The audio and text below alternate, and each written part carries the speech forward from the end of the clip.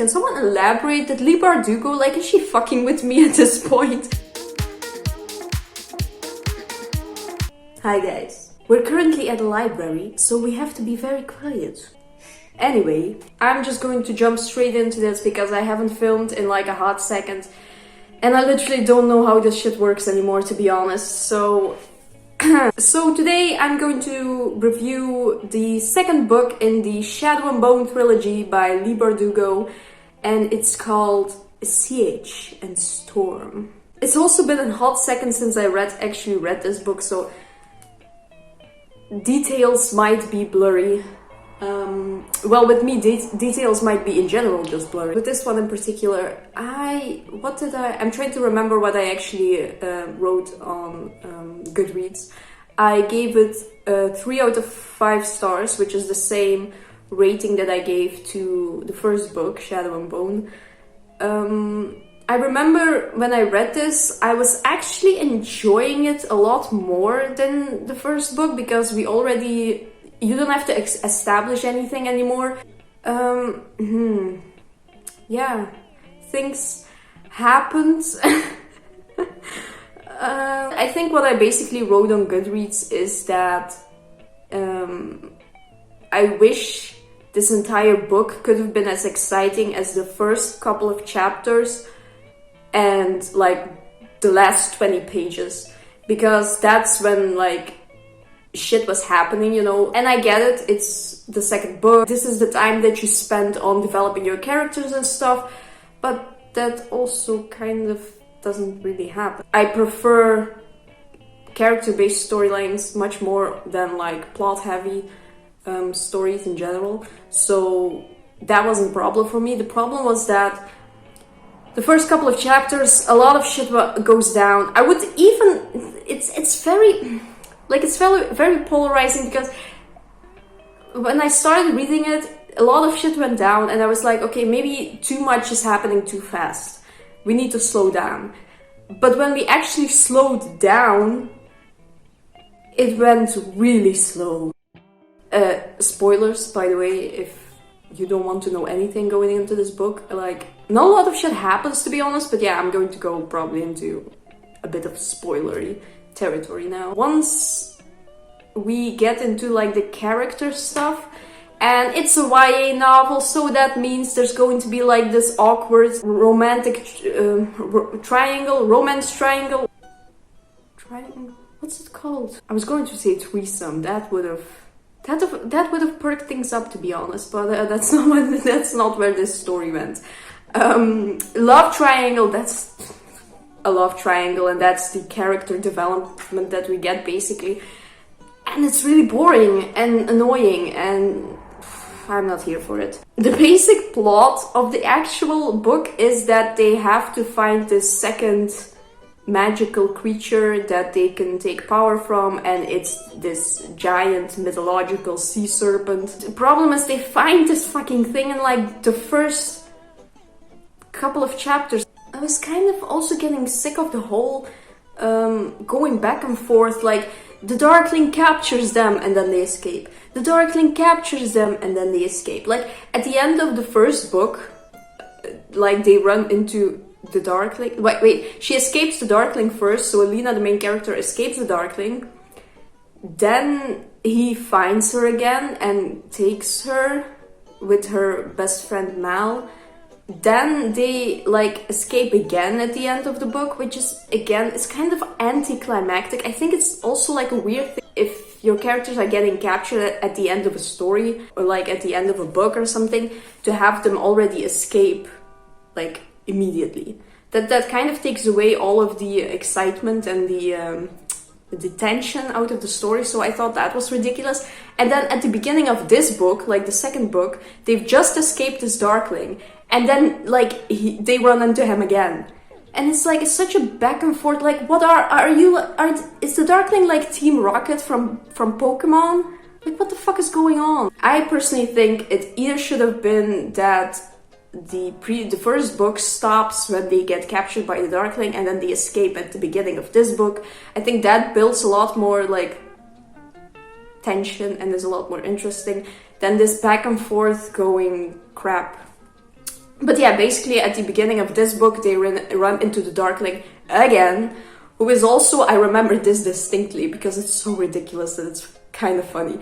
He also like lounges back in like a chair and he's like, hi guys. He's literally me at the beginning of a video. But yeah, so he kidnaps Alina Mal again. He wants Mal to find this sea creature for him because Mal is a particularly good finder.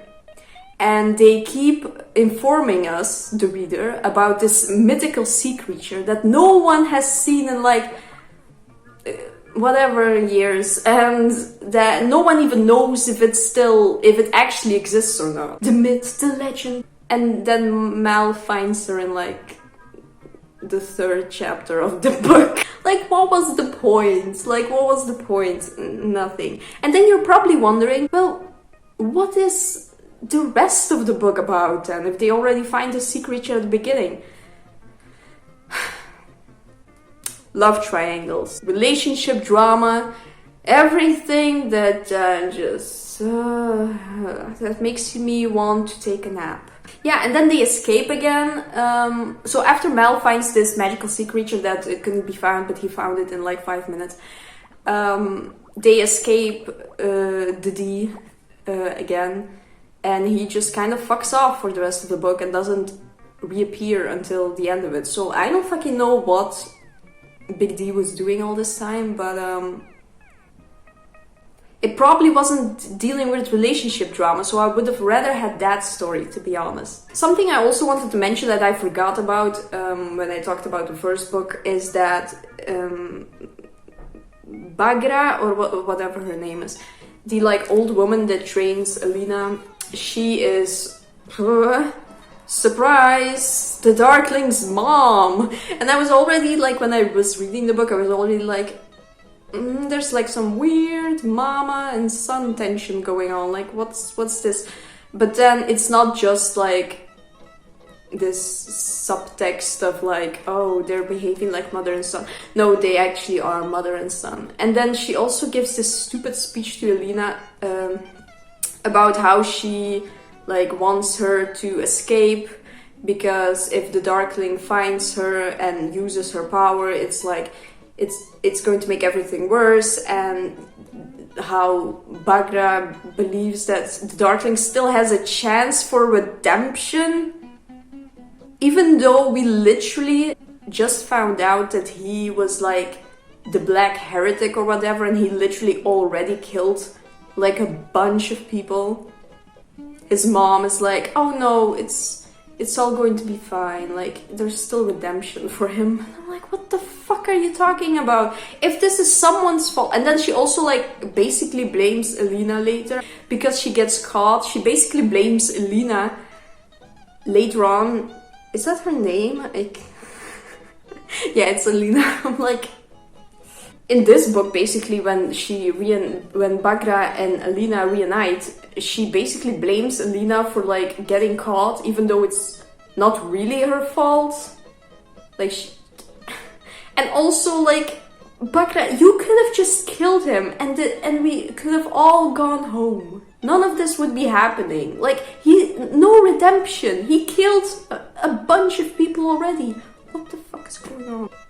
Oh yeah, I don't remember if this was in the first book or in the second book, but Alina and Mal basically end up on this like ship of this guy named Stormhound or whatever the fuck his name is. Honestly, I didn't write it down because in this book we learn his actual name, which is Nikolai, and he's like the captain of this ship, and he's also like a prince, but he doesn't want to be or something, I don't know. Yeah, so he's basically like this kind of Captain Jack Sparrow-esque pirate type prince. I don't fucking know, but he's like the cool dude in the story. No, he doesn't really give a fuck. I mean, he wants to save the world and all, but he doesn't want to show that he gives a fuck, you know. I mean, it's just compared to Alina and Mal, he's like the chill person in the group. Oh, I do have to mention, at one point on the ship, I believe, who works for Nikolai, I believe, and there's an actual person called Privyet. In this book, like, in my previous video, I was already complaining about all the weird Russian stuff that was going on, but this just literally took the cake. I mean, if you don't know, Privet is literally like how you say like a casual hi in Russian.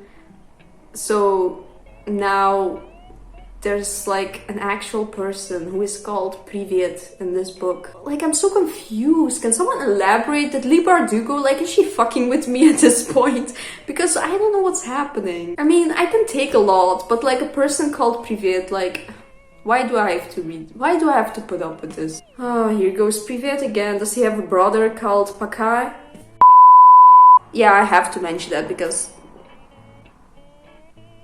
there's no explanation. Yeah, so this is also the book where everyone starts hating on Mal. I know some people already disliked him in the first book because he's like the typical best friend slash love interest. You know, we've seen it a million times. Me personally, it's not that Mal really bothered me, to be honest. It's like Alina's reactions to Mal. Because like Alina has to have this entire has to actually make people believe that she's like a saint and she's like here to help them and like they're all saved and stuff, and she has to like go along with this lie. And it also at one point involves her pretending that her and Nikolai are together and she can't let anyone know that Mal and her are together, which is also a weird thing. Like I believe like this was already happening in the first book, but like Mal and Alina are like officially a couple. But I kept forgetting about it because I don't feel it. Also, it just seems like something that's just there to create drama, but it doesn't serve anything. My point being that a lot of people, because of the relationship drama and Mal being very suspicious of Nikolai and like not liking this entire charade that they're putting on, and this which I completely understand. I understood where Mal was coming from and his suspicions and all that. I just don't get why Alina was so concerned about him all the time. I think that's what was kind of getting annoying. Mal as a character is entitled to his own feelings, and especially because him and Alina are supposedly a thing in this book, so okay. But then because they're in a war, kind of, like I just don't get why Alina is so concerned with like everything that he like says or like thinks about. She's like, oh, I don't want to do this because Mal will get upset, or like, oh, like I should do this because it's very smart and it's probably going to help us win this war, but I'm not going to do it because it's going to upset Mal. And I'm like, what the fuck?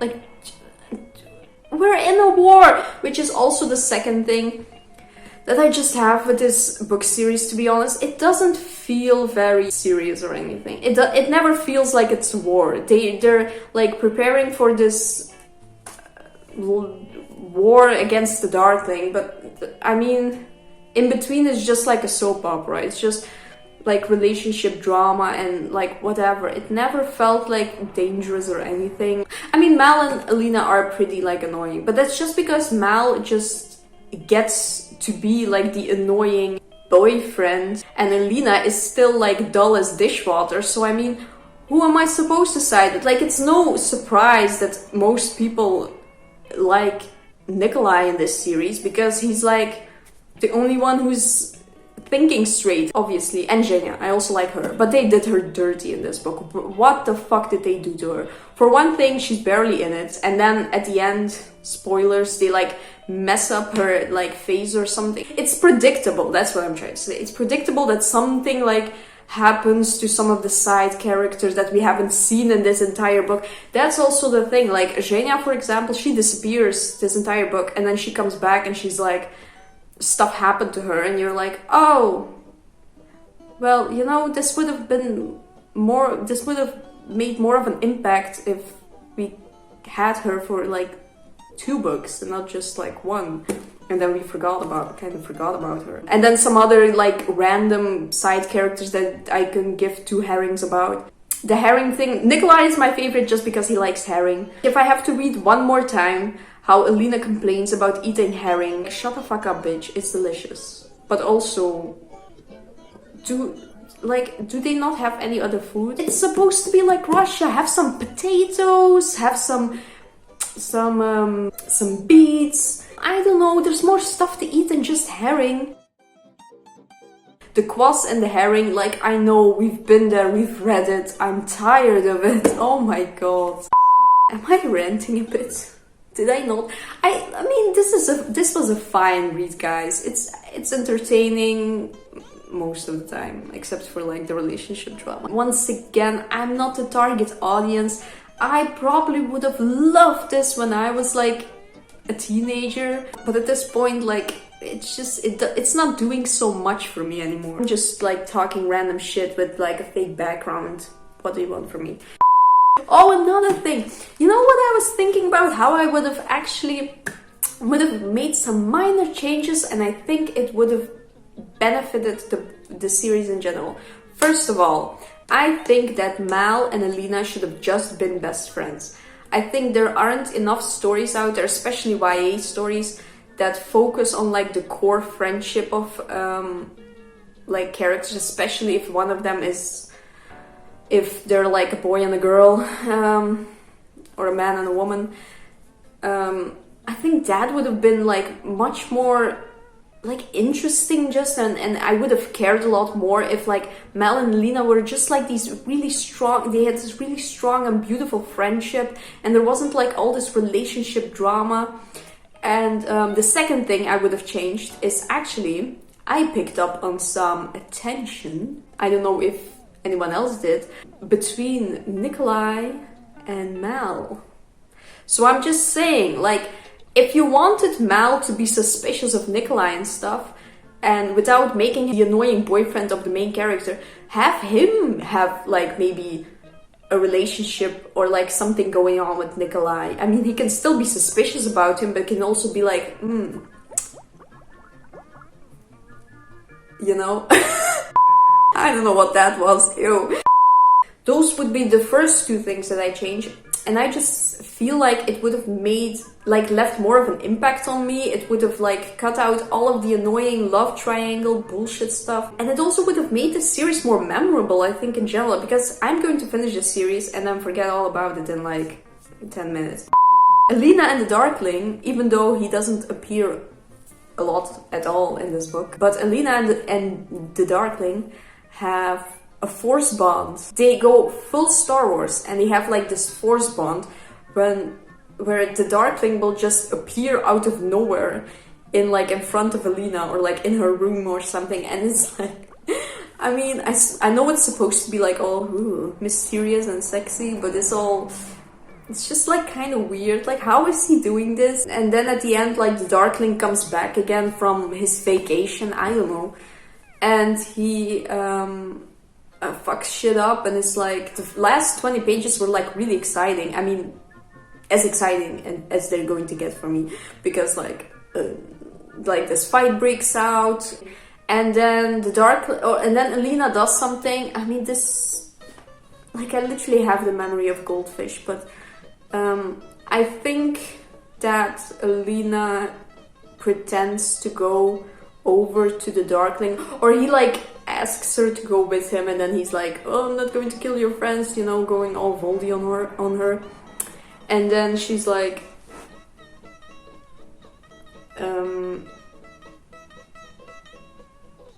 yeah, okay, I'll go with you. But she's like pretending, and then she does like some light magic, and then like the place like caves in or something, and her and the Darkling both get hurt, and like they escape him again, and it's like this back and forth just gets boring after a while. The third thing that I'm thinking of now that I would have done is probably have Alina at some point just leave with the Darkling. Yeah, maybe have the focus on someone else for a book, like maybe Nikolai and Mal. I don't know. That was my review of Sea Agent Storm. The next one is, the final one, is Rune and Rising, which I've already started like a week ago, but I haven't gotten further than like chapter 1, because I don't know. I just feel like it's kind of meh. The series is kind of meh. Like, it's when you're reading it, it's like, oh, okay, yeah, chill, a chill little read, you know. But then, like, when you step away from it, you're like, do I really care?